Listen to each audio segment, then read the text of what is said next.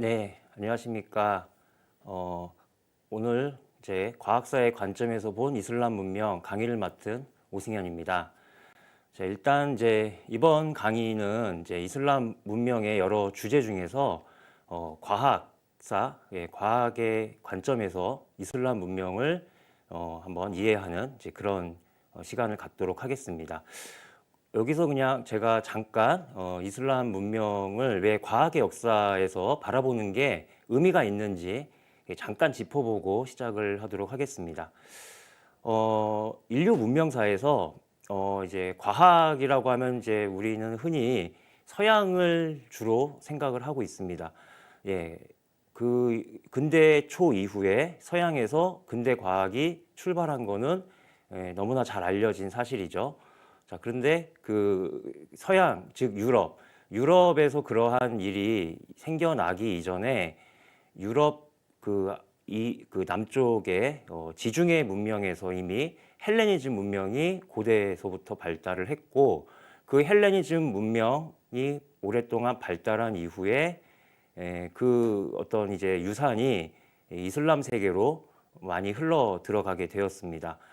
자, 그리고 그러한 유산이 다시 유럽 문명으로, 사실 제가 다시라는 표현을 썼지만 다시라기보다는 지중해 문명의 그 유산이 이슬람으로 갔고, 그리고 이제 그 북쪽의 유럽 문명으로 전달이 되는, 그런 크게 봤을 때 그런 경로를 그리고 있습니다.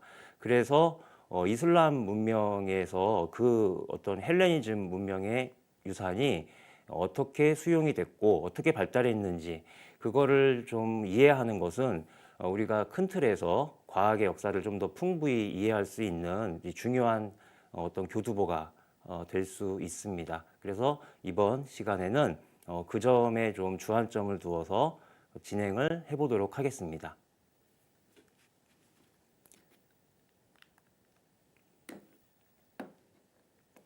예. 우선 이제 제가 지중해 문명 얘기를 잠깐 했었는데요. 지중해 문명은 이제 고대 그리스 문명을 주로 생각을 하죠. 고대 그리스 시대에는 굉장히 걸출한 이제 철학자들이 등장을 했습니다. 자, 그 철학자들의 그 이름만 제가 줄줄이 읊어도 한 10분 이상은 소요될 것 같은데, 물론 제가 그럴 마음은 없습니다. 예. 그 고대 그리스의 그런 찬란한 어떤 철학적 유산, 그 중에서 보통 서양 철학사 책 첫 페이지에는 항상 최초의 철학자로서 자연 철학자들의 이름이 나오고 있습니다. 즉 서양 철학의 최초의 어떤 이제 선구자들은 철학 중에서도 자연 철학에 이제 천착했던 이제 그런 인물들이었다라고 볼 수가 있고요. 그 최초의 자연 철학자들 이후로 이제 고대 그리스 문명에는 이제 자연 철학의 유산이 굉장히 이제 그 켜켜이 쌓이게 되는데요. 그런 고대 그리스의 자연 철학 유산은 헬레니즘 시기까지 계속 이어집니다. 특히 이제 헬레니즘 시기에 가장 그 걸출한 철학자로 평가받고, 헬레니즘과 이제 고대 그리스 시기에 걸쳐서 가장 걸출한 철학자로 평가받는 이제 아리스토텔레스, 제가 이어지는 얘기에서 가장 중요하게 다루어질 철학자인데요. 이제 그런 아리스토텔레스의 자연 철학 집대성, 이런 성과들을 우리가 짚어볼 수가 있습니다. 그런데 이제 헬레니즘 시기가 지나가면서 고대 지중해 문명의 주역으로 등장한 세력은 그 유명한 로마입니다. 로마는 원래 이제 공화정으로 출발한 이제 굉장히 작은 도시 국가였죠. 근데 점점점 세력이 커지면서 이제 지중해 전체를 장악하고, 그때를 계기로 로마는 이제 제국으로 이제 공화국에서 제국으로 체제를 바꾸어 운영을 하게 됩니다. 그러면서 이제 유럽으로까지 그 판도를 넓혀가게 되죠. 그 로마 제국의 굉장히 장점이자 단점일 수도 있고, 이제 오늘의 주제에 의하면 약간 단점에 가까울 수가 있겠는데요. 그렇게 이제 커다란 제국을 운영하다 보니까 굉장히 이제 실용적인 어떤 지식, 제국 운용에 관계된 실용적인 지식에 크게 관심을 기울이게 되죠. 그건 너무 당연한 일이고 또 그렇게 해야만 제국을 효과적으로 운영할 수가 있게 됩니다. 일단 뭐 예를 들어서 군사 기술 그리고 토목 기술, 건축 기술 그런 기술들이 굉장히 첨단으로 발달한 로마 제국 이제 로마를 이제 관광하면은 이제 그런 유적지들이 굉장히 명소로 꼽히죠. 그러니까 그에 비해서 로마는 이제 헬레니즘 시기까지 이 고대 그리스 문명이 이루어왔던 그런 어떤 자연 철학적인 유산 이런 거에는 상대적으로 좀 소홀했던 이제 그런 문명이다라고 평가를 할 수가 있습니다. 그런 이제 로마 제국 시기를 거치면서 이제 자연 철학이 상대적으로 이제 홀대받는 이제 그런 상황을 일단 염두에 두고 이제 또 한편으로 이제 짚어볼 수 있는 이야기는요. 로마 제국 말기가 되면서 기독교가 급격하게 이제 성장하고 이제 부흥을 하게 됩니다. 잘 알려져 있다시피 기독교는 이제 예수가 로마 시대 그 로마 제국의 변방에서 시작한 종교 운동이었습니다. 근데 이제 처음에는 그게 크게 힘을 쓰지 못하고 별 볼 일 없는 운동에서 시작을 했지만 점점점 그 주변부의 많은 사람들한테 크게 호응을 얻고 그게 이제 심지어 로마 제국 중심부까지 아주 크게 침투를 하게 됩니다. 그렇게 되면서 계속 처음에는 이제 그걸 억압하고 핍박을 하는 역사가 지속이 됐는데 계속 그렇게 진행할 수가 없는 지경까지 가게 되죠. 워낙 그 세가 강력해지는 겁니다. 그래서 결국은 기독교를 공인하고 이제 나중에는 국교화까지 하는 이제 뭐 그런 단계로 가게 되는데요. 이렇게 국교화를 하게 되는 단계 속에서 이 종교의 어떤 그 제도적인 그리고 이제 교리적인 측면이 강하게 이제 정비가 됩니다. 그런 가운데 이제 여러 성서 정전을 확립한다든가 이제 미사 제례를 이제 확립한다든가 뭐 그런 이제 일들이 몇 차례 공의회를 거치면서 이제 만들어지게 되고요. 특히 이제 핵심 교리를 정하는 게 아주 중요했는데 오늘날까지 이제 전해 내려오는 이제 기독교의 핵심 교리 세 가지가 있습니다. 이제 처녀 잉태 그리고 육신의 부활 그리고 이제 삼위일체 그 세 가지의 핵심 교리가 이제 정해지는데 그게 사실 애초부터 아무런 뭐 문제 없이 정해진 건 아니고 그것에 이제 동의하지 않는 이제 그러한 또 기독교 일파들이 많이 있었습니다. 그래서 그런 일파들을 다 이단으로 칭하고 사실 이제 단죄를 하게 되죠. 여러 일파들이 있는데 그 중에서 네스토리우스 파가 아주 이제 중요한 그 세력이 가장 큰 이제 그러한 종파였습니다. 그 네스토리우스 파가 이단으로 정죄되고 그러니까 이제 공식 그 로마 교회에서는 이제 축출이 되게 되죠. 그래서 이 사람들은 이제 대규모로 이제 자신들의 이제 어떤 추종자들을 이끌고 시리아로 이주를 하게 됩니다. 자, 이렇게 이제 동쪽으로 일단 이 사람들이 갔다라는 거는 그냥 이단 무리들이 갔다라는 거에 그치지 않고 이 사람들은 굉장히 이제 당시로서는 최고의 엘리트 지식인들에 속하는 사람들이었습니다. 그러니까 이 사람들하고 함께 간 것은 고대 이제 그리스의 그런 철학적인 이제 그런 유산들이 이 사람들하고 함께 이제 동쪽으로 갔다라고 우리가 생각을 할 수 있는 이제 그런 역사적인 사건입니다. 그래서 이 사람들이 시리아 에데사에 이제 정착을 해서 학교를 설립하고 거기서 이제 나름의 그 교리와 이제 지식을 계속 이제 확산 전수를 하는 이제 활동을 하게 됩니다. 그러면서 이제 로마는 이제 동서 로마로 갈라지고 이제 서로마 제국이 이제 멸망을 하게 되죠. 동로마는 그 후로 이제 콘스탄티노플이 15세기에 함락될 때까지 계속 이어지는데요. 보통 이제 서로마 제국이 멸망한 요 시점을 중세 유럽의 시작으로 역사에서는 삼고 있습니다.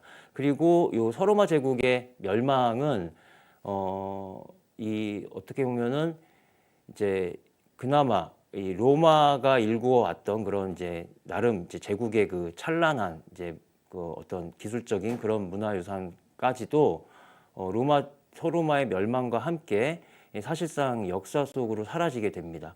그래서 이제 중세 유럽은 보통 이제 암흑세기다라고 표현을 많이 하는데 중세 유럽이 굉장히 긴 기간이에요. 한 1000년 정도로 잡는데 그러니까 적어도 이 서로마 제국 멸망하고 한 2, 3세기 동안은 이제 암흑세기다라고 불려도 손색이 없을 정도로 유럽은 사실 이제 문명의 단절기라고 볼 수 있는 시기가 이제 이어집니다. 유럽은 이제 이런 상황이고 이제 어떻게 보면은 그 자연 철학적 유산이 시리아로 가고 그리고 거기서 에데사의 그 학교가 계속 이어지진 않고요. 이제 그 5세기 말에 폐쇄가 된 이후에 이제 또 다른 그 지역의 다른 도시들이 그런 어떤 문화와 지식의 중심지로 부상을 합니다. 준디사푸르하고 니시비스 두 도시를 보통 꼽는데요. 자, 이 두 도시는 이제 시리아 쪽에 있었던 이제 사산조 페르시아 왕조의 지원 하에 다양한 어떤 이제 학문 활동이 이루어지고 특히 여기서 이제 시리아어로 이제 많은 히람 문헌들이 번역이 되는 이제 그런 사업이 체계적으로 수행이 됐다라는 것을 좀 짚어볼 수가 있습니다. 특히 여기서 이제 준디사푸르 같은 도시는 이제 고대 의학의 아주 중심지고 다양한 문명권에서 이제 그 여러 의술들을 이렇게 집대성하는 이제 그러한 작업이 이루어졌다라고 알려져 있습니다. 자, 이런 가운데 이제 아랍 세계가 변화를 크게 겪어요. 그 변화는 이제 뭐 사실 우리 이번 인문 강좌의 굉장히 중요한 주제, 이슬람이라는 새로운 종교가 생겨났다라는 것에서 우리가 좀 그 변화를 짚어봐야 되는데요. 이제 이슬람이라는 이 종교는 이제 요 무렵에 생겨나기 시작한 이제 그런 종교입니다. 자, 요거에 대해서는 이제 뭐 다른 강좌에서 더 이제 심도 있게 다루겠지만 제가 아주 간단히만 이제 좀 얘기를 하고 넘어가도록 하겠습니다. 아랍 세계는 보통 이제 초원에서 이제 유목 생활을 하는 이제 그런 이제 종족이었다 전통적으로 이제 그렇게 알려져 있는데요. 이 사람들이 이제 7세기 무렵부터 이제 중요한 변화를 겪습니다. 이제 그 변화는 이 주변에 이제 고등 문명 세계 사이에 껴서 중개 무역으로 사실상 상업 이득을 누릴 수 있는 이제 그런 조건이 되었어요. 그래서 중개 무역으로 이제 굉장히 큰 부를 축적하는 이제 그런 도시 그리고 그런 도시에서 이제 아주 이제 상업 활동을 이제 활발히 또 대규모로 하는 이제 거상들이 발달을 하는 그런 변화를 겪습니다. 유목 생활을 할 때는 사실 어떤 이제 재산 축적이라는 것을 좀 생각하기 어렵고 사실 굉장히 하루하루 먹고 살기가 바쁜 이제 그런 상황이다라고 우리가 한번 생각을 할 수 있는데 지금 이제 상업으로 부가 축적이 되고 그로 인해서 이제 이전에 유목 생활의 그 아주 좀 먹고 살기 힘든 그리고 상당히 그 재난의 상황에 취약한 그런 상태로부터는 벗어났죠. 풍요로운 생활을 누리게 됐다라는 점에서 지금 이슬람 그 아랍 문명은 이제 중요한 전기를 맞았다라고 볼 수가 있습니다. 그런데 이 중요한 전기 풍요롭고 번영하는 것이 그냥 좋다고만 말할 수가 없었던 그런 측면이 있었어요. 그게 뭐냐면 이 물질적으로 번영을 하게 된 것과 비례해서 아니 비례해서가 아니라 그 상반되게 이제 이 새로운 공동체 어떤 가치관이 재정립될 필요가 있었는데요. 그 재정립될 필요가 있는 가치관. 근데 사실은 이 사람들이 알고 있는 것은 이전 유목 민들로 지냈을 때 그러한 이제 낡은 시대의 가치관에 머물러 있을 수밖에 없었어요. 그거는 뭐 너무나 당연하게 이제 오랫동안 그런 전통 속에서 살아왔고 또 그런 식으로 살아와야만이 생존을 보장받는 이제 그런 환경 속에서 살았다라는 점을 우리가 한번 생각을 해봐야 됩니다. 그런 이제 전통적인 문화 가치관 중에서 이제 일단 하나만 제가 이제 얘기를 해보자면은 부족 단위로 이제 유목 생활을 이제 하는 사람들인데요. 이 사람들은 항상 경제적으로 뭔가 취약한 상태에 노출이 되어 있습니다. 자연재해라든가 뭐 전염병이라든가 이런 데 취약하기 때문에 부족 단위로 뭔가 이 기근에 시달릴 수 있는 이제 그런 위험이 상존하죠. 자, 그런 상태에서 이 사람들이 이제 생존할 수 있는 이제 하나의 대안은 우리가 지금의 관점으로 봤을 때는 굉장히 옳지 못한 행위로 보이지만 생존을 놓고서는 이제 그런 걸 생각할 여지가 없죠.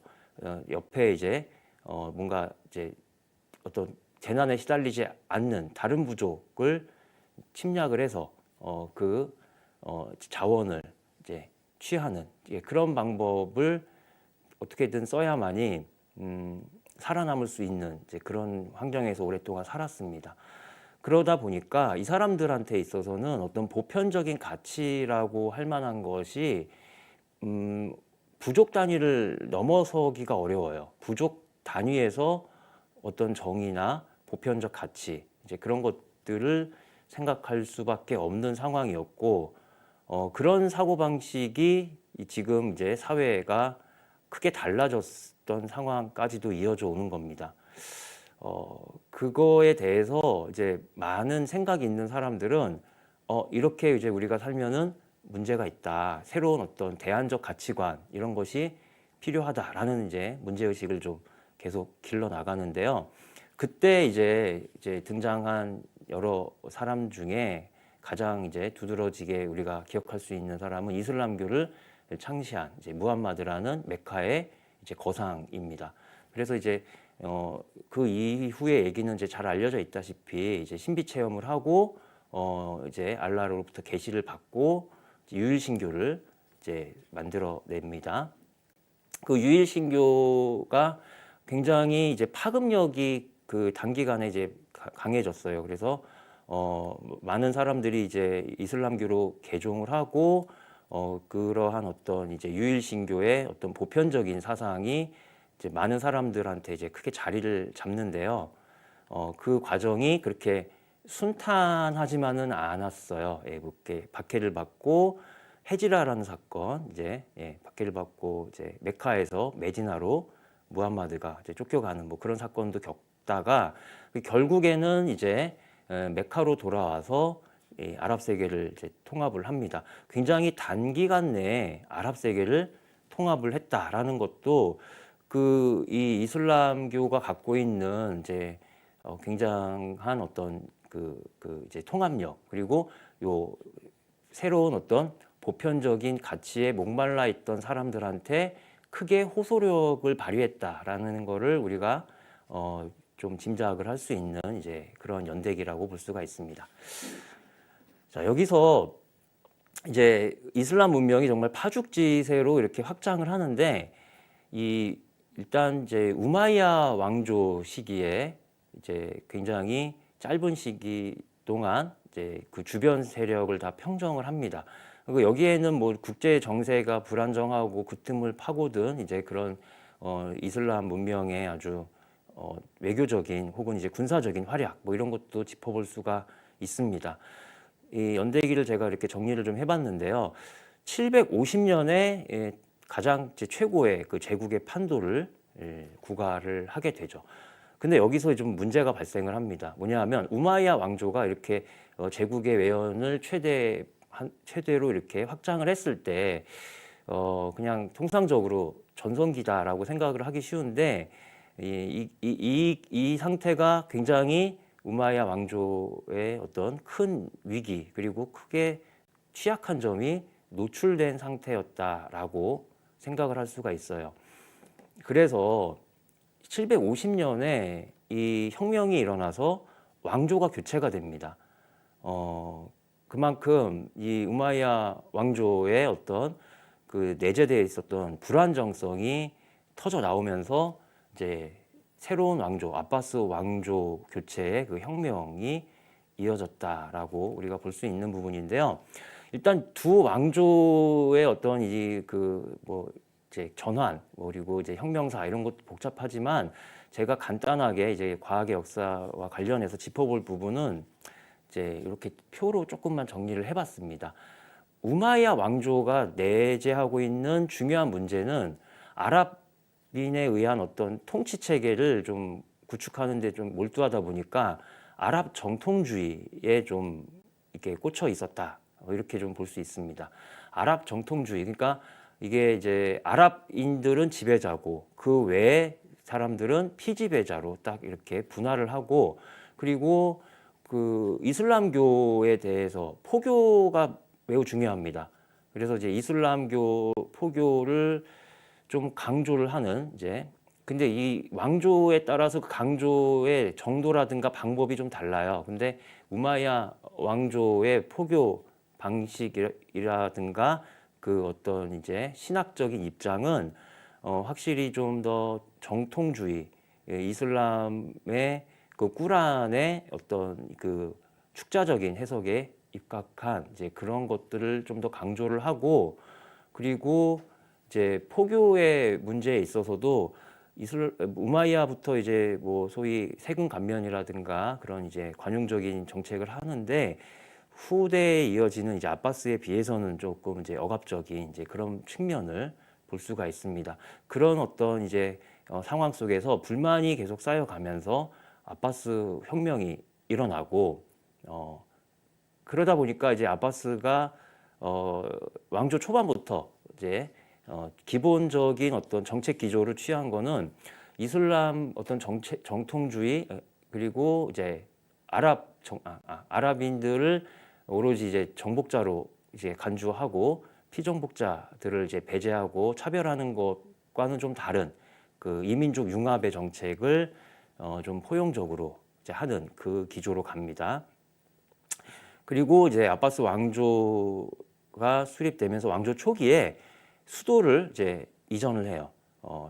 우마이야 왕조에서는 이제 시리아의 다마스쿠스를 중심지로 삼았는데, 아바스 왕조가 되면서 이제 지금의 이라크에 있죠. 예, 바그다드를 중심지로 삼습니다.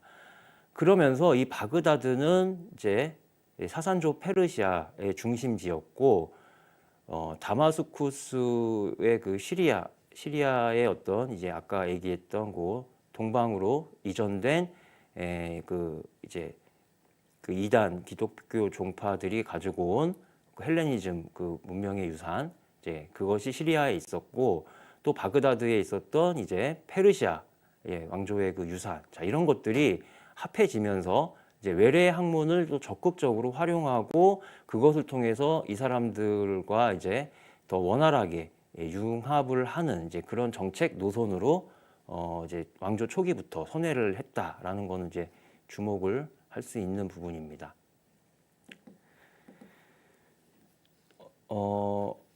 그래서 아바스 왕조가 시작이 되면서 이제 과학의 역사에서 이슬람 문명의 이제 활약이 굉장히 두드러졌다, 이렇게 볼 수가 있는데요. 아바스 왕조는 초기부터 이민족 융합의 어떤 기치를 내걸었기 때문에 외래 학문을 적극적으로 활용했다, 제가 그렇게 말씀을 드렸는데요. 그 중에서도 특히 이제 조금 더 먼저 이렇게 관심을 기울인 쪽은 이제 아리스토텔레스가 이제 아주 잘 집대성해 놓은 그런 논리학 체계에 일단은 관심을 더 많이 기울였다라고 합니다. 자, 그것은 이제 포교의 문제하고도 좀 관련해서 설명을 할 수 있는데요. 이제 논리학을 적극 활용해서 포교를 좀 더 하는데 도움을 받고자 했죠. 사실 이제 세금 감면이라든가 이런 방법으로 유도를 하는 것도 이제 좋은 방법이긴 한데, 그것보다 가장 더 좋은 거는 정말로 이제 그 이교도들이 이 설득이 돼서 이슬람교의 교리에 진심으로 설득이 돼서 이제 개종을 하는 게 가장 이상적이겠죠. 그러기 위해서는 이제 설득의 기술이 필요하고요. 이 고대 그리스인들이 논리학을 정말로 아주 체계적으로 잘 다른 문명에 비해서 발달시켜 놓습니다. 그 중에서도 아리스토텔레스가 그 논리학을 정말 집대성을 한 이제 그런 저작을 많이 남겼죠. 왕조 초기에는 이제 그런 거에 좀 집중해서 고대 그리스 학문을 이제 진흥을 합니다. 그런데 조금 지나면서 그것뿐만 아니라 고대 그리스 학문 거의 전부를 이제 적극 수용하고 이제 국가적인 사업의 일환으로 이제 번역과 이제 연구를 병행해서 진행을 하는 모습을 볼 수가 있습니다. 일단 이제 짚어볼 수 있는 거는 번역인데요. 이 인류 문명사에서 번역이라는 것은 어떤 이제 문명 간에 서로 교류하고 소통하는 데 있어서 이제 뭐 우리가 이제 그 저기로 치면은 이제 토목 구조물 같은 걸로 치면은 인프라스트럭처에 해당한다고 볼 수가 있습니다. 자, 그러한 이제 인프라스트럭처로서 번역이 일단 이루어지는 게 인류 문명사의 좀 일반적인 패턴이고, 지금 요 아바스 왕조에서도 번역 사업이 아주 대대적으로 이제 추진이 되는데요. 우선 이제 그게 이제 8세기부터 이어져 오기는 합니다. 근데 그때는 고대 그리스 문헌을 번역하는 것보다는 이제 시리아어라든가 이제 인도의 영향에서 이제 산스크리트어를 아랍어로 번역하는 그런 사업을 주로 했다면은, 지금 이제 아바스 왕조 출범한 이후에 고대 그리스 학문에 대한 관심이 굉장히 높아지고, 특히 가장 이제 많이 언급이 되는 이제 그 칼리프가 7대 칼리프 알 마문이라는 사람인데, 요 칼리프는 이제 계몽 군주로 잘 알려져 있어요. 그래서 지혜의 집, 예, 뭐 바이트 알 히크마라고 불리우는 그 지혜의 집이라는 데를 설립을 해서 거기서 이제 많은 학자들을 고용하고 번역 사업을 대대적으로 추진했다, 이렇게 이제 알려져 있습니다. 이 번역 사업을 주도한 지혜의 집은 이제 초대 원장부터 거의 이제 네스토리우스파 기독교인들이었어요. 거기서도 이제 알 수 있는 거는, 굉장히 이 번역의 집은 여러 문명의 학자들이 이제 다양하게 수용이 되는 이제 그런 기관이었다라는 거를 볼 수가 있고요. 그리고 이제 초기에는 좀 이제 실용적인 지식을 우선적으로 이제 번역을 했다고 합니다.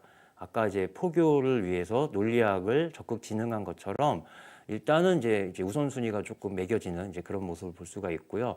이제 조금 지나면은 이제 광범위하게 이제 분야 안 가리고 고대 그리스의 지식이라면 거의 모든 거를 다 이렇게 이제 수용하고 번역을 하는 그런 수순으로 갑니다. 이제 여기서 이제 그 지혜의 집에서 번역을 하는 이제 그런 어떤 학문의 인프라스트럭처를 구축하는 사업이 중요하게 이제 다뤄질 수 있는데, 또 하나가 이제 알 마문이라는 사람이 합리주의적으로 요건 이제 넘어가겠습니다. 합리주의에 굉장히 이제 소위 강조를 두고 정책적으로 합리주의 어떤 철학 그리고 사조를 진흥하려고 했다라는 거를 한번 좀 짚어볼 필요가 있어요. 굉장히 재밌는 설화가 있는데, 알마문이 이제 어느 날 이제 꿈을 꾸는데 좀 이제 도사님 같은 이제 그런 어르신, 백발이 성성한 어르신이 꿈에 나타나서 이제 말씀을 했다라는 얘기가 있습니다. 그래서 알마문이 이제 무슨 얘기를 하다가 이제 그 도사한테 선이란 무엇입니까? 이렇게 물어봤다고 해요. 이제 선, 진선미할 때 그 선입니다. 그랬더니 그 도사가 말씀하시기를, 이제 지성에 따른 것은 무엇이든 선이요, 율법에 따른 것은 무엇이든 선이고, 또 여론에 따른 것은 무엇이든 선이다 이런 얘기를 했다고 해요. 여기서 우리가 좀 눈여겨봐야 될 것은 요 우선순위를 봐야 되는데 지금 특히 첫 번째와 두 번째를 잘 보면은 보통 이슬람 정통주의의 입장에서는 율법에 따른 것이 선이다라고 하는 게 가장 처음에 나와야지 정상적인 그런 얘기일 거예요. 그런데 지금 알 마문이 꿈에서 이제 그 대화를 나눴다는 기록을 보면 율법에 따른 선은 두 번째로 가 있습니다. 그 대신에 지성에 따른, 즉 이성에 따른 이제 그 선이 제일 첫 번째로 와 있다라는 거는 이거는 굉장히 중요한 어떤 방향 전환을 의미하는 것이죠. 알마문이 뭐 이런 꿈을 실제로 꿨을 수도 있고요. 중요한 거는 이제 이런 얘기를 알마문 스스로도 이제 했으니까 이제 기록에 남았을 거고요. 그런 얘기를 공개적으로 어떻게든 함으로써 이 합리주의적인 이제 철학을 적극적으로 그리고 칼리프가 직접 신경을 써서 진행을 하겠다라는 의지를 강하게 보여준 것이다라고 해석을 할 수가 있습니다. 이렇게 이제 알마문은 이제 합리주의 철학의 옹호를 공개적으로 함으로써 그 이후에 이제 고대 그리스의 이제 그 자연 철학, 합리주의 전통, 특히 아리스토텔레스가 고대 그리스 이제 자연 철학을 집대성한 최고의 철학자로 알려져 있는데요. 그 아리스토텔레스의 이제 자연 철학과 합리주의 그 전통을 굉장히 크게 이제 진흥하고 또 연구를 하는 이제 그런 작업에 착수를 합니다.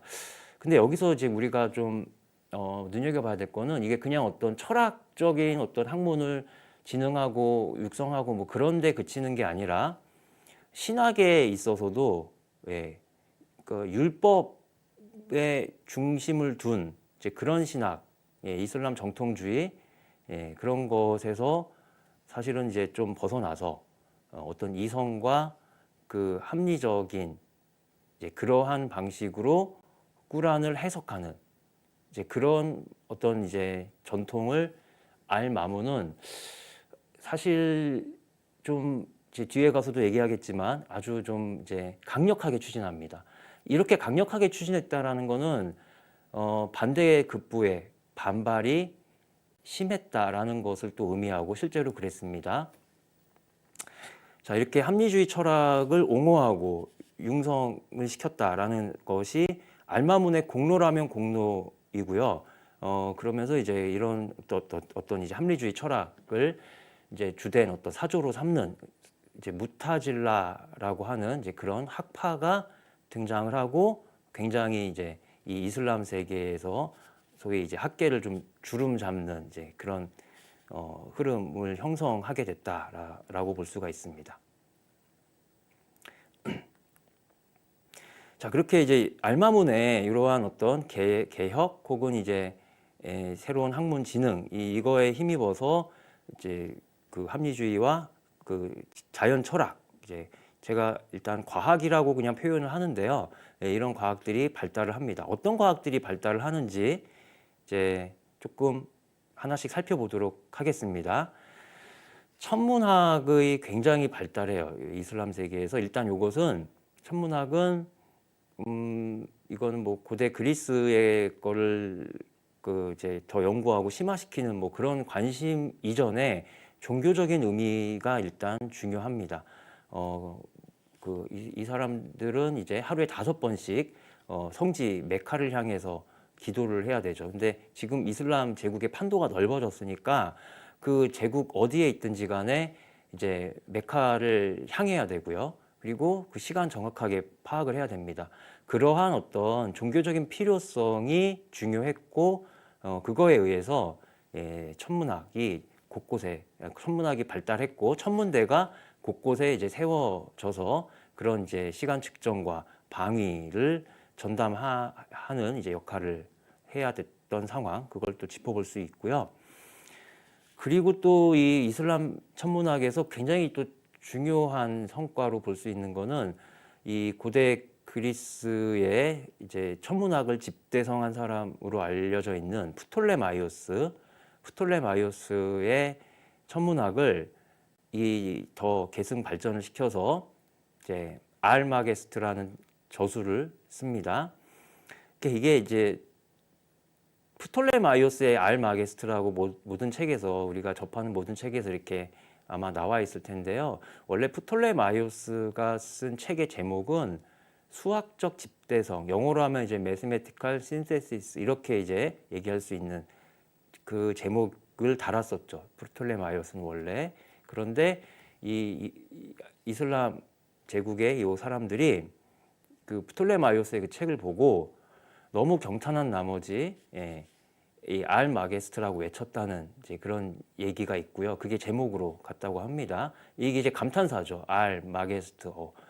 뭐 알은 이제 관사고, 마게스트는 엄청나다, 대단하다, 뭐 이런 의미인데, 이 감탄사 자체가 책 제목으로 돼버린 굉장히 좀 재미있는 케이스입니다.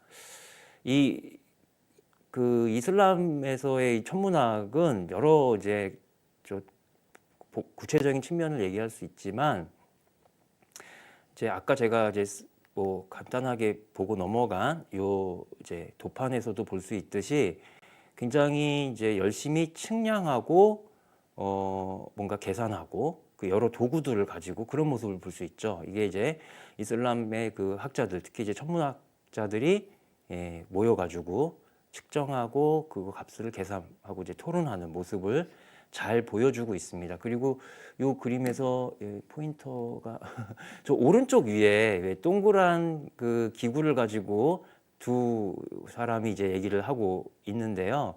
이제 저 기구가 아스트롤라베라고 하는 기구입니다. 그래서 제가 그림을 이제 이렇게 이제 따로 한번 갖고 와봤는데요.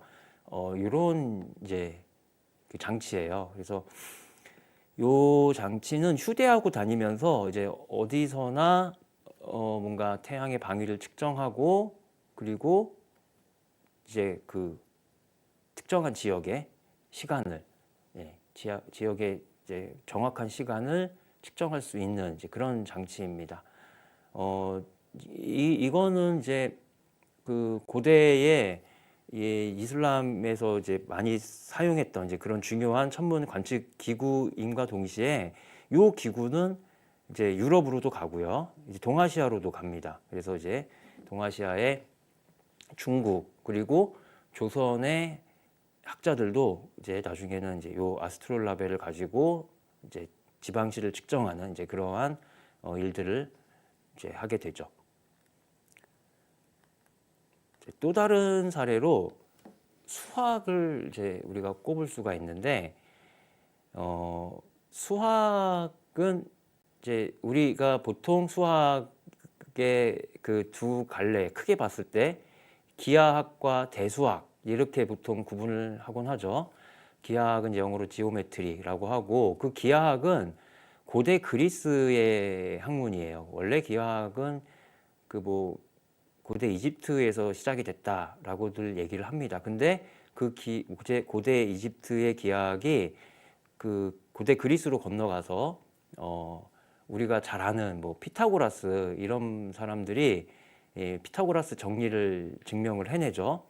그렇게 증명을 이제 열심히 하는 이제 그러한 기하학이 고대 그리스에서 아주 체계적으로 발달합니다. 그 고대 그리스 기하학의 어떻게 보면은 제 최고봉이 에우클레이데스, 우리가 흔히 유클리드라고 하거든요. 근데 유클리드는 이제 영국식 영어식 발음이고요. 그래서 원래는 에우클레이데스라고 하는 게 맞습니다. 에우클레이데스의 이제 그 원론이라고 하는 이제 기하학 원론이 그 고대 그리스 세계 기하학의 어떻게 보면 최고의 집대성인데, 그에 비해서 대수학이라고 우리가 알고 있는 수학의 분야는 이 아랍에서 이제 시작됐다라고 우리가 생각할 수가 있습니다. 그 대표적인 인물로 알-콰리즈미라는 사람을 꼽을 수가 있어요. 이 사람은 이제 알자부르라고 하는 책을 아예 이제 집필을 하는데 요 알자브르라고 하는 책은 오늘날 우리가 대수학이라고 할 때 영어로 알지브라라고 이제 그 단어가 있죠. 그 단어의 이제 어원이 됩니다. 그래서 요 알콰리즈미의 알지브라는 오늘날 대수의 아주 기본적인 체계들이 여기에 정리가 되어 있고 방정식을 푸는 기본적인 원리 그리고 또 아주 중요한 거는 우리가 보통 아라비아 숫자라고 이제 1, 2, 3, 4 이렇게 쓰고 있습니다. 그 아라비아 숫자가 기원으로 따지면은 이제 인도에서 시작을 한 건데 인도의 그 이제 기호 0을 포함한 이제 우리가 1, 2, 3, 4 이렇게 쓴 그 기호들을 이제 가져다가 이제 위치에 의해서 어떤 이제 수의 이제 그 스케일이 정해지는 우리가 위치에 기반을 둔 기수 체계를 우리가 쓰고 있죠. 1의 자리에 있으면 1이고 10의 자리에 있으면 10이고 100의 자리에 있으면 100이 되는 이제 같은 일인데 그런 개념으로 우리는 수를 운영을 하고 있습니다. 그러한 어떤 체계를 요 알콰리즘이라는 사람이 이제 정립을 하고 그래서 우리가 숫자 기호 자체는 이제 인도에서 시작이 됐지만 그러한 체계를 정립한 이제 알콰리즘의 업적을 좀 기리는 의미에서 아라비아 숫자라고 이제 계속 쓰고 있습니다. 그리고 굉장히 이제 우리한테 요즘 세상에서 아주 잘 많이 쓰고 있는 용어 알고리즘이라는 말은 많이 쓰죠. 그 알고리즘이란 말이 알콰리즘이 한테서 그 이름에서 온 말입니다. 이 사람이 이제 어떤 문제를 푸는 그 기법을 이제 자신의 책에서 보여주고 있는데 그 문제를 푸는 그런 기법이 오늘날 이제 컴퓨터 프로그래밍에서 이제 어떤 뭐 문제 프로그래밍의 어떤 이제 그 도식을 처음에 작성을 할 때 쓰는 이제 그 기법과 비슷한 측면이 있습니다. 그래서 알고리즘이라고 하는 그 어떤 문제풀이 프로세스를 오늘날 그 용어를 그대로 가져다가 쓰고 있는 것을 볼 수가 있습니다. 이 사람이 이제 알콰리즘이라고 하는 이제 사람 우표로 소련에서 구소련에서 이렇게 만들어지기도 했습니다. 그리고 또 다른 분야로 볼 수 있는 게 광학인데요. 이 굉장히 이제 재밌는 광학이 이제 그 뭐가 재밌냐면은 일단 이 광학이 이슬람 세계에서 이제 아랍 세계에서 유행을 하고 발달하게 된 하나의 중요한 환경적인 요인은 그 안질환이 많이 이제 그 시달렸던 이제 그런 환경이었다고 합니다. 사막에 그 모래 폭풍이 불고 이런 상황에서 사람들이 이제 막 얼굴을 가리고 다니고 그러는데 그런 어떤 상황에서 눈 질환이 유행을 하고 굉장히 이제 그것에서 고통받는 사람들이 많으니까 그거 이제 안과 시술이라든가 그리고 이제 어떤 시각 현상 이런 거에 대해서 연구가 활성화되는 이제 그런 조금 이제 그 환경적인 이제 그런 조건이 일단 있었고요. 그 근대의 광학의 선구자라고 볼 수 있는 어떤 그 사람이 이제 이븐 알 하이삼이라는 사람입니다. 이븐 알 하이삼의 광학은 이제 선구자라는 표현을 굳이 제가 쓰는 이유는 그 이전의 어떤 광학 패러다임을 좀 크게 바꾼 업적을 이제 이 사람은 이제 출범을 시켰다라는 거가 중요하게 이제 우리가 생각해 봐야 될 부분입니다. 이제 지금 우리의 상식으로는 잘 믿기지 않겠지만 고대인들은 우리가 어떻게 이제 바깥 세상을 이제 시각 경험으로 이제 우리가 경험을 하느냐, 시각적으로 경험을 하느냐에 대해서 이렇게 생각을 했다고 해요. 눈에서 빛이 나와가지고 그 물체에 닿고 그리고 그 다음 빛이 다시 나의 눈으로 들어와서 시각을 우리가 시각 경험을 한다라고 이렇게 고대인들은 생각했다고 합니다. 그거를 이제 발광설 이렇게도 표현을 하는데요. 그런데 이 이브н 알 하이삼이라는 사람은 그게 아니고 우리가 지금 상식적으로 알고 있듯이 이제 바깥에서 빛이 우리 눈으로 들어와서 우리가 시각 경험을 한다. 자, 이렇게 새롭게 완전히 상반되는 어떤 이제 패러다임을 제시했다라는 점에서 근대 광학의 선구자다라고 하는 말이 좀 과도하지 않은 그런 업적을 남겼다라고 볼 수가 있고요. 요 이브н 알하이삼의 이러한 이제 새로운 광학 이론은 그 이후 그 유럽에 이제 그 광학을 연구하는 사람들로 이제 줄기차게 계속 이어져 갑니다. 중세 그리고 근대 초에 수많은 과학자들이 광학에 헌신하는데 그 가장 그 기본이 되는 어떤 광학 이론은 바로 이 이브n 알하이삼의 새로운 이 광학 이론이었다라고 하는 거 짚어볼 필요가 있습니다. 이분이 이제 이브n 알하이삼이라는 분이고 이 그냥 상상에 기반을 두어서 그린 것이겠죠. 그리고 또 재밌는 분야가 연금술, 알케미인데 이것이 과학인가 이렇게 이제 의문을 제기하는 분도 있을 거예요. 그럼 이제 그냥 이렇게 생각을 해보도록 하죠. 물질을 다루는 이제 근대 이전의 어떤 학문이다. 이렇게 한번 그냥 이해를 하도록 하겠습니다. 그래서 그 물질을 다루는 학문을 이제 알케미라는 용어로 이제 그 이슬람 사람들은 이제 알케미를 발달시켰고 가장 이제 중요한 인물로 꼽을 수 있는 분이 이 자비르 이븐 하이얀이라는 분입니다. 이분은 이제 아리스토텔레스의 사원 소설을 이제 굉장히 좀 발달을 시켜가지고 그 나름의 이 이론 체계, 황수운설이라고 하는 이론 체계를 만들어요. 일단 아리스토텔레스의 사원 소설은 이 세상 모든 물질이 네 가지 원소, 물, 불, 공기, 흙으로 이루어져 있다라고 하는 얘기입니다. 근데 이 아리스토텔레스의 사원 소설의 중요한 핵심은 그걸로 이루어져 있다뿐만 아니라 그러한 이제 물질들은 속성이 굉장히 중요합니다. 습함과 차가움, 뜨거움, 건조함 이런 속성 네 가지 속성이 있고 그 네 가지 속성이 결합을 함으로써 1차적인 물질, 즉 원초적 네 원소를 이룬다라고 이야기를 하죠.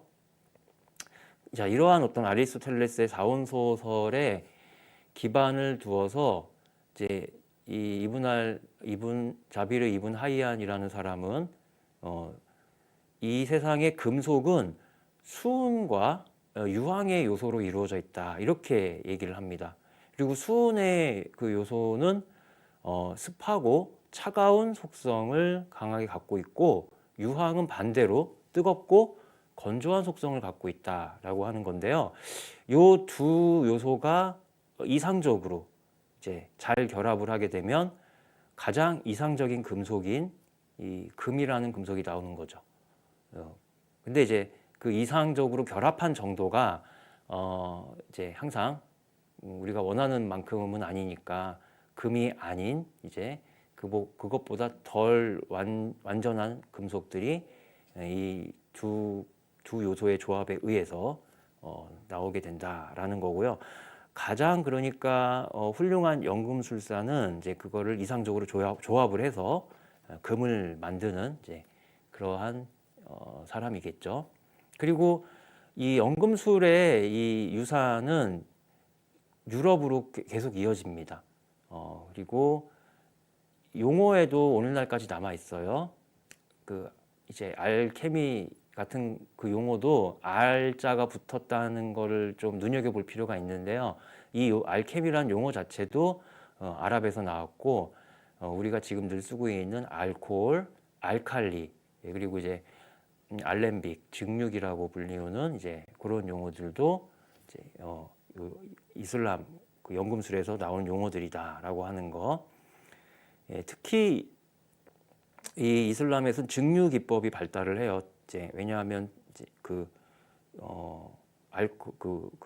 술을 이제 가지고 마시기는 이제 종교적으로는 많이 이제 금기시되어 있어서 술이 유통이 많이 되기는 했으나 마시기보다는 이제 그걸 가지고 알코올을 분리해내는 이제 그런 작업들을 많이 했다고 합니다. 그래서 증류를 통해서 알코올을 분리하고 그걸 또 연구하는 그런 연금술이 발달한 이슬람의 모습 볼 수가 있고요. 그러니까 이 사람이 이제 자비르 이븐 하이안인데 이건 유럽인들이 그린 그림이에요. 그래서 자비르 이븐 하이안은 이제 유럽인들이 라틴어로 게버라는 이름을 붙여줬습니다. 그리고 앞서서 제가 얘기한 그 아랍의 과학자들의 다 유럽인들이 붙여준 이름이 있어요. 예. 그만큼 유럽인들한테 아주 큰 영향을 미쳤다라는 것을 또 단적으로 볼 수 있는 그런 부분입니다.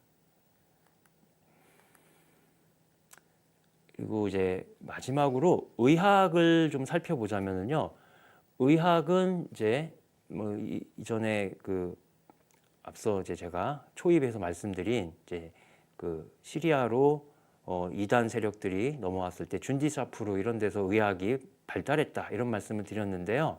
이제 그러한 어떤 이제 기조가 유지가 돼서 병원이나 의료적인 시술이 이 정부 지원하에서 이제 곳곳에 그런 의료 시술 병원들이 이제 이루어지는 모습을 볼 수가 있습니다. 그래서 여러 수술 기법, 뭐 양리학, 해부, 뭐 병리 진단, 뭐 위생 등등의 분야가 정부 지원 하에 활발히 발달되는 모습을 이제 볼 수가 있고 여러 의사들이 이제 많은 이제 훌륭한 저서들을 남겼습니다. 뭐 알라지의 의학 종합서라든가 이븐 시나의 의학 정전 같은 거를 꼽을 수 있는데 특히 이븐 시나의 의학 정전 같은 경우는 요 이제 제가 그 책 사진을 좀 갖고 왔는데 아까 그 게버라는 연금술사의 사례와 비슷하게 라틴 유럽 세계에 굉장히 큰 영향력을 미쳤습니다. 그래서 왼쪽은 의학 정전의 이제 아랍어 원본이고요. 오른쪽 사진은 이제 이 라틴어 필사본이죠. 라틴어로 이제 번역해서 필사로 유통된 이제 그러한 판본입니다. 이 이분 신화도 이제 라틴 유럽 사람들이 이름을 붙여줍니다. 이제 아비케나라는 이름을 붙여주고요. 이분 신화는 이제 의학뿐만 아니라 철학에도 아주 대가였고 플라톤 철학, 아리스토텔레스 철학, 두루, 달통한 이제 그런 대학자였다고 알려져 있고 그러한 학문들이 이제 유럽 중세 후기에 학자들한테 크게 영향을 미칩니다. 자, 그렇게 이제 몇 가지 분야를 살펴봤는데 요 아바스 왕조 시기를 중심으로 해서 이슬람의 과학이 크게 융성하는 모습을 볼 수가 있습니다. 그런데 이러한 어떤 과학의 융성이 이제 어느 순간 점점 쇠퇴하기 시작했다. 이렇게 이제 볼 수가 있고 이것을 쇠퇴로 봐야 할까 혹은 이제 아랍인들이 이걸 내재화했다고 봐야 할까 자 이거에 대해서는 조금 심오한 어떤 이제 논쟁이 있기도 합니다만 제가 이제 간단히만 말씀을 좀 드리도록 할게요. 일단 변화가 그 기조의 변화가 있는 건 분명합니다. 근데 어떤 변화냐? 아까 알마문이 그 합리주의적인 어떤 사조를 굉장히 장려하고 진흥했다 이런 말씀을 드렸어요. 근데 그 합리주의적인 사조를 진흥하는 게 우리가 느끼기에는 야 정말 계몽군주로서 뭔가 학문을 진흥하는 이제 그런 느낌을 받는데 그 당시 사람들한테는 그게 또 어떤 느낌으로 다가왔냐면은 정통주의 신학을 억압하는 느낌으로 그 사람들은 받아들였어요. 실제로 알마문이 그렇게 과거 정통주의 신학자들을 과도하게 억압을 하기도 합니다. 그리고 이제 반대급부로 자신의 그 정권을 강력하게 하기 위해서 정통주의 신학자들의 입지를 상당히 좁혀가요. 그 단적인 예로 이 미흐나라고 하는 종교 재판을 이제 신설을 하는데 그 오늘날로 치면은 이게 행정 권력과 사법 권력을 이제 통합하는 그러한 조치라고 볼 수 있어요.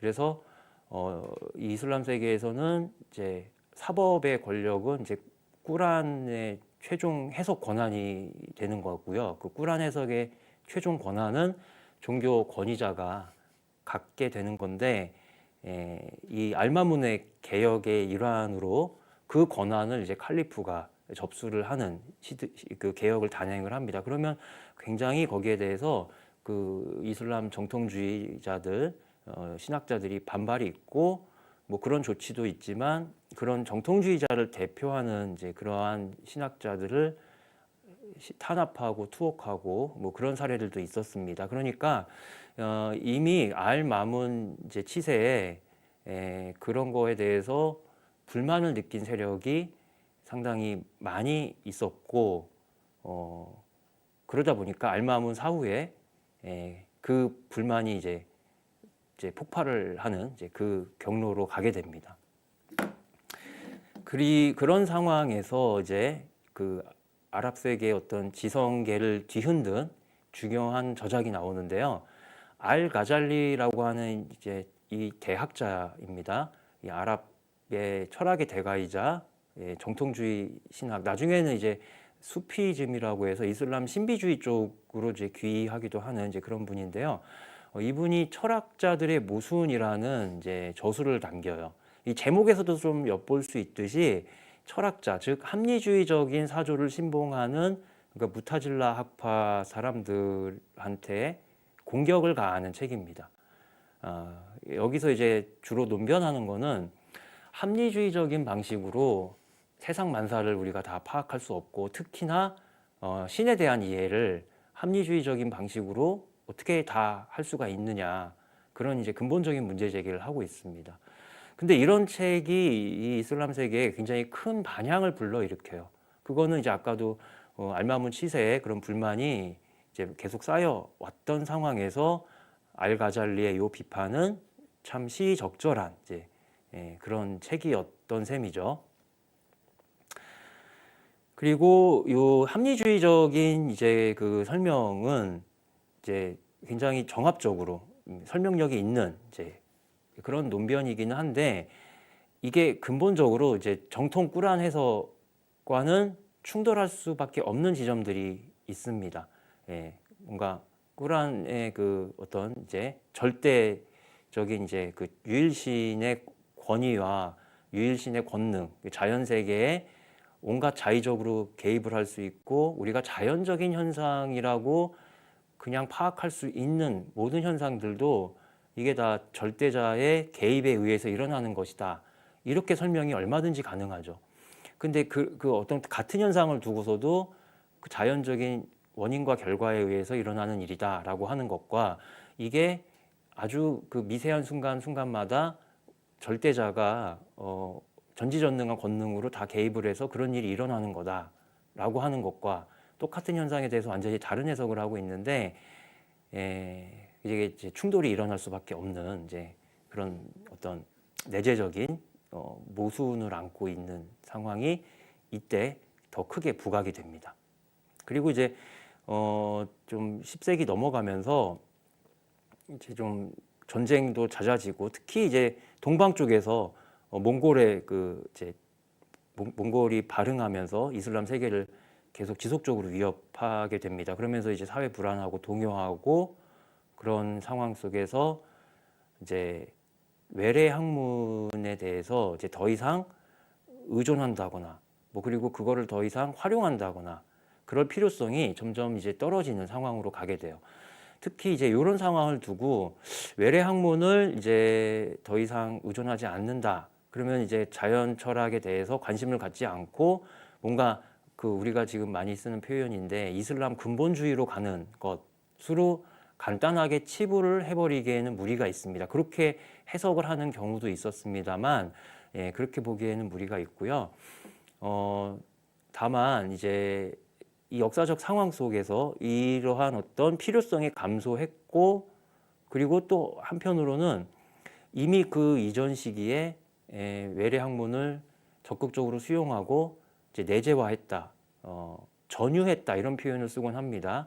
전유한 시기가 오래됐기 때문에 더 이상의 그 외래 거를 도입할 그 필요성이 줄어들었던 그런 어떤 내재화가 완성된 상황. 또 그렇게 볼 수도 있습니다. 그래서 이러한 어떤 그 이슬람 세계에서 자연 철학이 이제 그 연구가 좀 이렇게 활기가 줄어들고 그런 변화를 쇠퇴로 볼 거냐, 내재화로 볼 거냐에 대해서는 이건 이제 관점의 차이가 있고 거기에 따른 또 논쟁들이 많이 있다라는 점만 제가 좀 얘기하고 살짝 이렇게 마무리하고 일단 넘어가고요. 이제 또 여러분하고 얘기할 시간에 또 얘기할 기회가 있으면 또 덧붙이도록 하겠습니다. 자, 이렇게 해서 그 이제 이슬람 과학의 어떤 이제 활력이 넘치는 한 세대가 지나면서 그 유산이 이제 결과론적으로 이제 유럽으로 가게 돼요. 유럽에서는 그럼 어떤 상황이 펼쳐지는가라는 것을 잠깐 보자면은 유럽은 이제 한 10세기 이후부터 좀 활력이 돋기 시작합니다. 제가 아까 요 강의 초반부에 유럽이 이제 중세가 이제 서로머 제국 멸망에서부터 시작을 하는데 그때 이제 유럽의 중세 초기에는 이제 암흑기다라고 흔히 불리운다는 얘기를 했는데요. 중세 후기가 되면서 10세기 좀 넘어가면서 그 유럽 세계는 이전과는 다른 이제 굉장히 활력이 넘치는 그런 문명으로 탈바꿈해 갑니다. 일단 이제 뭐 변화로 꼽을 수 있는 거는 이제 아랍 세력이 이제 조금 위축이 돼가면서 750년경에 스페인 남부까지 이제 아랍 세력이 진출을 하는데요. 그 스페인까지 진출했던 아랍 세력이 10세기 이후부터 차츰 이제 물러나기 시작을 해요. 그러한 이제 변화를 유럽인들은 특히 이제 스페인인들은 이제 우리 땅을 수복했다 해서 이제 레콘키스타라는 표현을 쓰는데요. 그 레콘키스타의 그 과정을 거치면서 이제 유럽인들이 스페인에 이제 아랍인들이 남기고 간 그런 문화유산들, 그런 문헌들을 두루두루 볼 기회를 잡게 됩니다. 그러면서 이제 유럽인들은 아주 그 아랍의 그 선진 문명 세계를 접하고 아주 크게 놀라기도 하고 또 자극을 받아서 또 열심히 공부를 하는 이제 그런 단계로 진입을 하게 됩니다. 그리고 이제 유럽 세계는 이제 10세기 넘어가면서 또 여기저기 도시들이 발달을 해요. 상업 도시들이 발달을 하면서 굉장히 이제 유럽의 어떤 활력이 생겨나는 이제 그런 어떤 수순으로 가게 됩니다.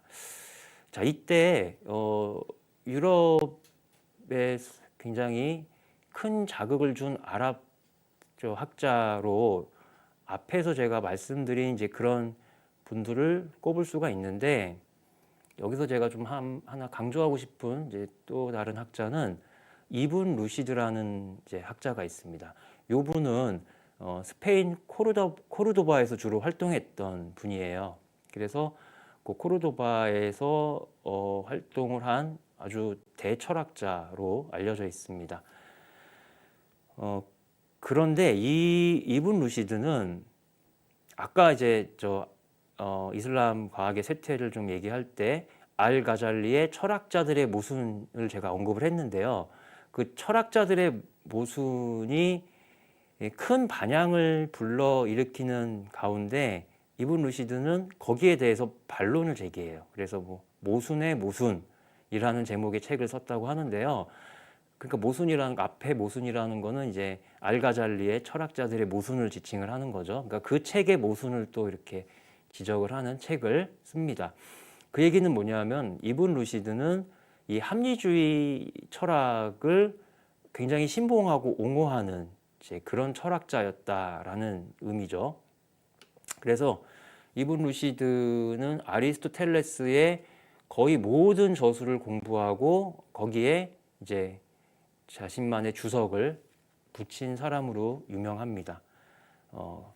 그래서 이제 그런 가운데 아리스토텔레스의 그 합리주의 자연 철학에 크게 경도가 됐고 그러한 입장을 책을 써서 피력을 했는데 그게 뭐 불행인지 다행인지 모르겠는데 아랍 세계에 크게 영향력을 끼치지는 못했어요. 아랍 세계는 이미 이제 그 알가잘리의 그러한 논변이 크게 영향력을 발휘하고 사실 이제 합리주의 철학으로 다시 회귀하기에는 그 타이밍이 이제 돌이킬 수 없는 그 수순으로 갔던 겁니다. 근데 그런 의미에서 보자면 이븐 루시드는 아랍의 그 어떤 지성사의 역사에서 사실은 이제 그 낡은 합리주의를 붙잡고 있었던 사람이다. 이렇게 볼 수 있는데 또 한편으로 이븐 루시드의 그 아리스토텔레스 저작의 주석은 요 유럽인들한테 아주 큰 그 영향을 발휘하게 됩니다. 이븐 루시드는 이제 또 라틴 유럽인들이 이름을 붙여주는데 아베로에스라는 이름을 붙여줘요. 그래서 이 아베로에스라는 이름으로 유럽인들한테 아주 널리 알려지고 유럽인들은 아베로에스의 그 주석을 통해서 아리스토텔레스 자연 철학을 처음 접하게 되죠. 그래서 이제 보통 그 영어로 이 커멘테이터라고 이제 대문자로 보통 앞에 더자를 쓰기도 합니다. 이 더 커멘테이터라고 보통 이제 그 고유 명사처럼 쓰는 표현은 이븐 루시드를 지칭하는 말이고요. 그러니까 그에 대해서 이제 필로소퍼 앞에 또 더자를 붙이기도 하는데 대문자로 이제 더 필로소퍼 이렇게 칭하는 사람은 대철학자 아리스토텔레스를 의미하죠. 그러니까 필로소퍼와 커멘테이터가 이제 유럽인들한테는 사실 이제 하나의 세트로 이렇게 받아들여졌던 거고요. 그렇게 되면서 유럽인들한테는 이븐 루시드의 그 아리스토텔레스 주석을 통해서 아리스토텔레스 철학을 접하게 되고 이제 그러면서 이 13세기에 그 이제 유럽 도시에서 발달한 대학의 커리큘럼에 이제 아리스토텔레스 자연 철학이 들어오게 됩니다. 보통 이제 유럽 대학의 커리큘럼이 전공학부와 이 교양학부 이렇게 이제 둘로 나눠져 있다고 크게 봤을 때 그 사이에 아리스토텔레스의 그 자연 철학이 이제 들어오게 되죠. 그러니까 이거는 제야에서 굉장히 이제 첨단 학문으로 유행이 되는 이제 그 흐름 속에서 이제 대학이라는 제도권이 그 새로운 커리큘럼을 받아들이게 되는 상황이라고 볼 수가 있습니다.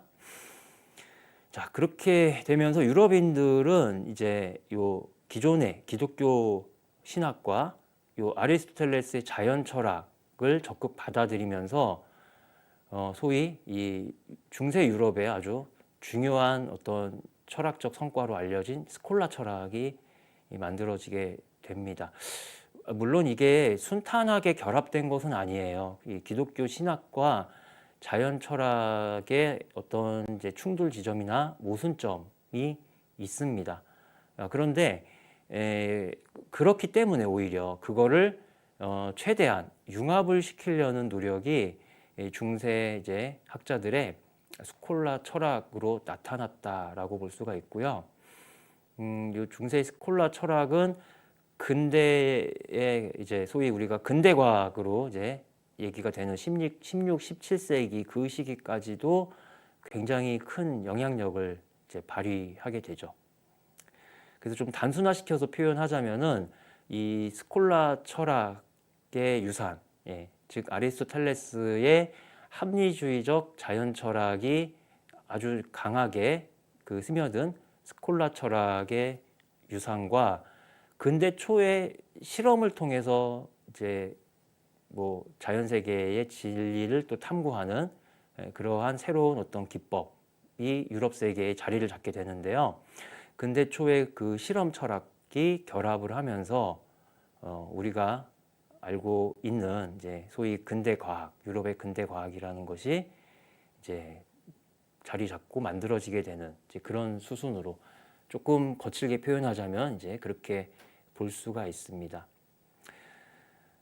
자, 이렇게 해서 과학의 역사의 관점을 통해서 본 이슬람 문명, 그러면서 이제 이슬람 문명에서의 이제 과학 자연 철학이 이제 지중해 문명의 것을 이제 어떻게 흡수하고 이제 발달시키고 또 그리고 그게 또 어느 순간 이제 그 활력이 좀 떨어지는 그 가운데 유럽 문명으로 이렇게 전해져 갔고, 그게 좀 이제 어떤 그 국면을 거쳐서 이제 근대, 소위 우리가 알고 있는 근대 과학으로 이렇게 이어지는 간단한 이제 모습을 살펴봤는데요. 이제 제 말씀은 이제 여기까지 마무리하고요. 그러면 이제 나머지 시간에 이제 여러분들이 궁금하고 또 이제 제가 또 미처 다 다루지 못한 그런 부분이 있으면은 이제 좀 말씀 주시면 감사하겠습니다.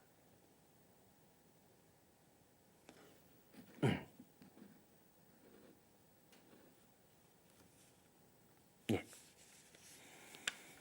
예. 질문이 이제 좋은 질문을 해주셨습니다. 첫 번째 질문으로 이제 이슬람의 광학에 대해서 이제 좀 더 얘기를 얘기 보충 설명에 대해서 좀 말씀을 해주신 질문이 있는데요. 일단 이제 아까 이브н 알 하이탐의 이제 그 광학 얘기에서 제가 발광설, 그 눈에서 막 이렇게 광선이 나와가지고 물체로 들어가서 그게 이제 다시 반사가 돼서 우리 눈으로 들어옴으로써 우리가 시각 경험을 한다라는 그 고대의 이론.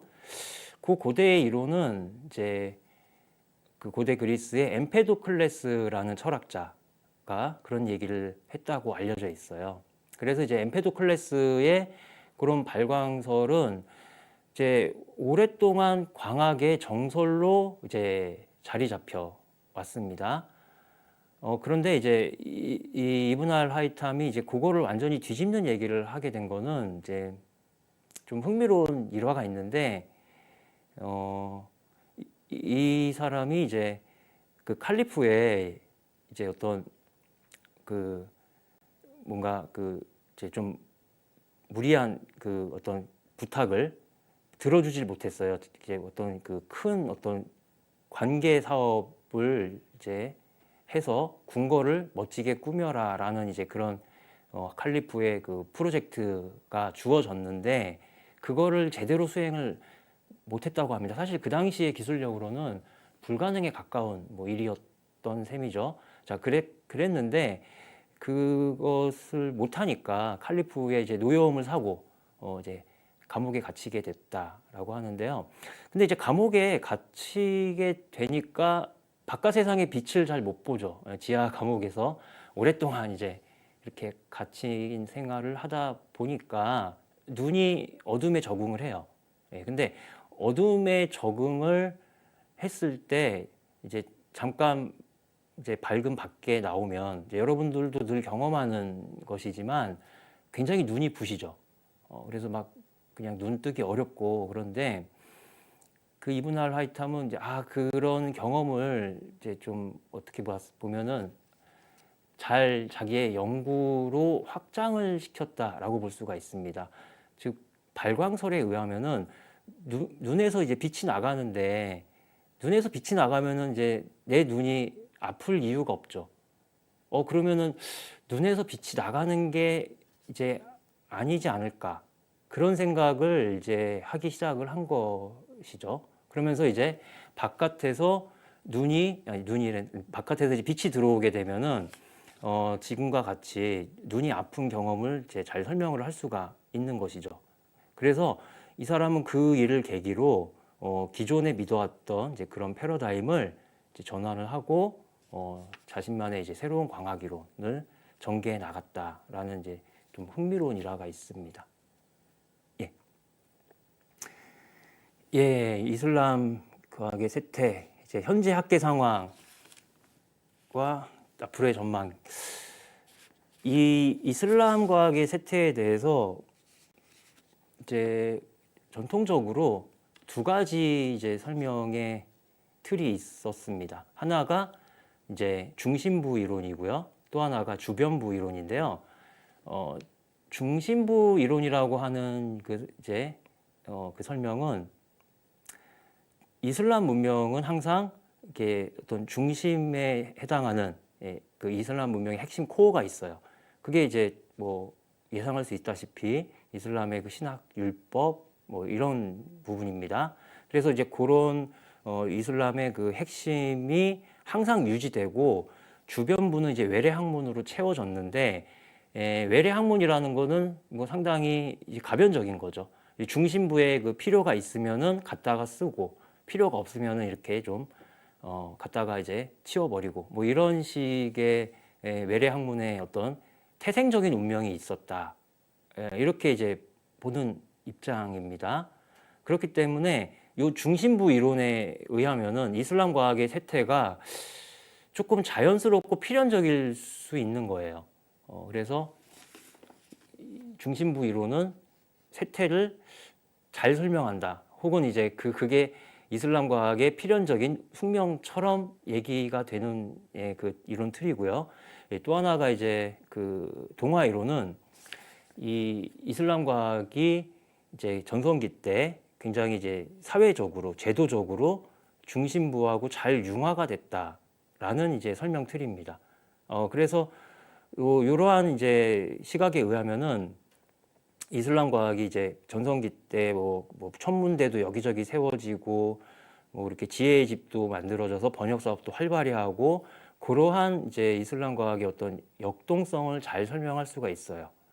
근데 이제 그러한 이제 그 두 가지 이론 틀이 이제 굉장히 좀 대립하는 것처럼 한때 여겨졌는데 이제 요즘에 어떤 학자들에 의하면은 이제 그 두 가지 대립하는 것처럼 보이는 이론 틀이 이제 사실은 대립하는 게 아니라 잘 보면은 이제 동화 이론은 쇠퇴하는 국면을 잘 설명하고 이제 주변부 이론은 이제 이슬람 과학이 잘 발달하는 국면을 잘 설명하는 이제 그런 어떻게 보면 장단점이라고도 볼 수 있는데 이거는 이제 다른 의미로 봤을 때는 이제 대립하는 어떤 상반된 입장이라기보다는 어떤 초점을 맞춘 국면을 더 잘 설명하기 위한 관점에 불과한 그 정도의 어떤 입장 차이지 완전히 패러다임이 다른 거라고 보긴 어렵다. 이런 식의 비판적인 그런 관점도 있습니다. 그래서 그런 관점에 의하면 아까 제가 살짝 말씀드린 이제 이슬람 문명이 이제 과학이 이제 활력이 떨어진 것으로 보이는데 그거는 이미 충분히 내재화가 됐기 때문에 이미 더 이상 이제 외래의 것에 의존할 필요가 없기 때문에 이제 그런 자연스러운 경로로 간 거다. 이렇게 또 설명을 하는 거죠. 그리고 한편으로 또 보자면은 이슬람 세계가 그때 어떤 외래의 과학을 더 이상 흡수할 소스가 없기는 합니다. 즉 이미 충분히 이제 수용하고 발전시킨 상황이 맞기도 해요. 유럽은 이미 그때 유럽은 아직 문명이 발달하기 전이고 과학이라는 거 할 만한 게 없죠. 아랍의 유산을 받아가지고 이제 출발하는 시점이었어요. 그러니까 뭐 유럽으로부터 뭐 받아들일 것도 딱히 없고 동아시아 쪽은 뭐 단절이 돼 있고 그런 상황이기 때문에 이슬람은 이미 그 시점에 외래로부터 받아들일 수 있을 거는 다 받아들였던 상황이기도 합니다. 근데 이제 그것이 이제 어떤 알마문 이후에 그 반감 같은 것들이 내부적으로 작용해서 급격하게 전환하는 모습. 그거는 좀 우리가 짚어볼 그러니까 짚어봐서 좀 이제 주목할 필요가 있는 또 그런 부분이기도 합니다. 예. 해부학에 대한 설명, 해부학에 대한 질문이 있었는데요.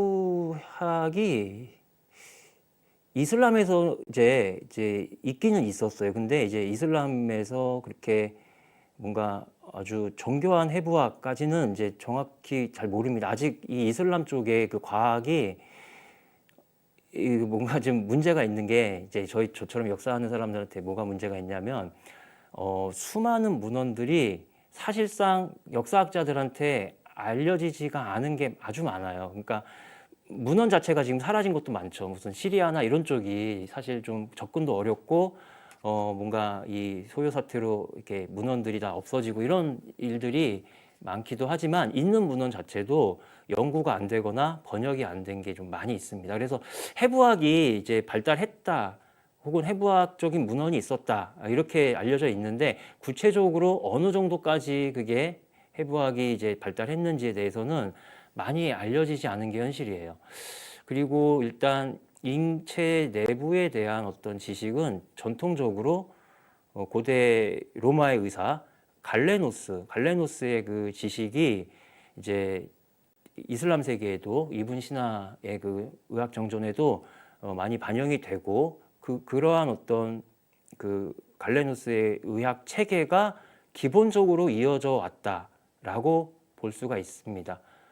그리고 그 아비케나의 이분 신화의 그 저술이 이제 유럽 세계로 가면서 유럽의 또 이제 전통적인 그 고대 해부학적 지식, 그 갈레노스 의학 체계에 기반을 둔 그런 해부학 지식이 중세 유럽의 이제 주요한 해부학 지식으로 오랫동안 자리 잡다가 이제 인체를 직접 해부하는 그런 실천들이 15세기 이후로 유럽 사회에서 이제 이어지는데요.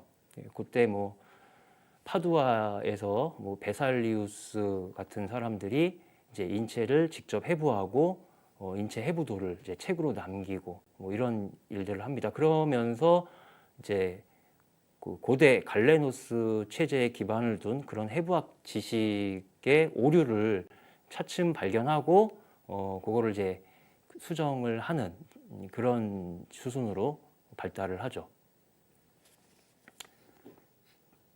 예, 오늘날 이슬람 문화권이 뛰어난 과학. 오늘날 얘기를 하자면은 이제 아까 제가 그 여러 분야 중에서 굳이 이제 꼽자면은 천문학을 얘기를 할 수가 있죠. 천문학은 이게 발달이란 표현이 조금 안 맞을 수는 있어요. 발달이라는 표현은 어떻게 보면 이제 우리가 천문학이 정말 이것도 첨단이죠. 지금 무슨 우주 공간에 뭐 망원경을 갖다 놓고 대기의 그 영향을 받지 않은 상태에서 막 잘 관찰을 하는 이제 그런 천문학이 첨단으로 발달을 하고 있습니다. 근데 이제 제가 지금 이제 주목하려고 하는 이제 이슬람의 이제 오늘날까지 이어져 오는 천문학은 종교적인 어떤 이제 그 실천하고 관련해서 자기가 있는 어떤 지점에서의 그 기도 시간과 그 위치를 정확하게 파악하는 게 중요하죠. 그래서 계속 그 이슬람 무슬림들은 그런 것들을 정확하게 하기 위해서 아까 그 아스트롤라베 같은 그런 장치를 늘 휴대하고 다니면서 그거를 정확하게 어떻게든 하려는 이제 그런 시도를 옛날부터 지금까지 해오고요. 근데 이게 이제 오늘날에 오면은 이제 그런 이제 장치가 스마트폰으로 이제 좋은 앱들이 나오고 있습니다. 뭐 저도 이제 찾아보니까 그런 기도 시간 이제 정확하게 지방시로 알려주고 또 위치, 이 GPS 그 위치를 또 알려주는 또 그런 앱들이 무슬림들을 위한 이제 앱으로 이제 많이 공개가 되어 있는데 그 의미는 천문학이라는 게 첨단으로 발달한 거는 지금 뭐 서양에서 엄청나게 이제 많은 성과들이 있어요. 근데 그런 것보다도 일상의 천문학을 한번 생각을 해볼 수가 있죠. 일상 속에서 실제로 그런 어떤 방위나 정확한 지방시를 우리가 활용을 하고 혹은 이제 그러한 그 정확도에 대해서 우리가 신경을 쓰고 그러지는 않죠. 우리 현대 사회에 사는 사람들이 그런 의미에서 봤을 때 이슬람 문명권의 사람들은 훨씬 더 생활 속에 천문학이 발달된 어떤 상태 속에 살고 있는 게 아닌가 뭐 이런 생각도 해보게 됩니다.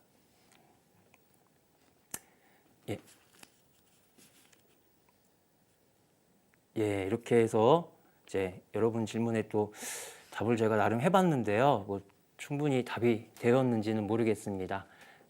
그러면은 이제 오늘 제가 준비하고 여러분이 또 이제 질문하시고 제가 답하는 것까지 해서 오늘 이제 과학사의 관점에서 본 이슬람 문명 강의를 여기서 마치도록 하겠습니다. 감사합니다.